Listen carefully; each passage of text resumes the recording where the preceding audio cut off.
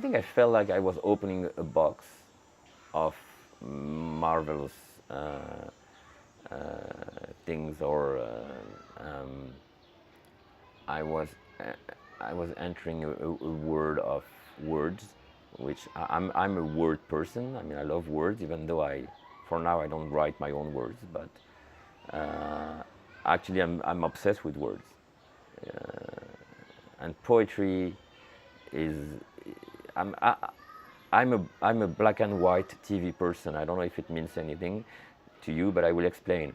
I like when I'm not given everything. Black and white, you don't have the color, but I'm more a radio person. I like when I don't have the image. So if you push this further, I love poetry. And I discovered with this project that I love poetry. I love the absence of most of the message. I mean, you don't know what it means.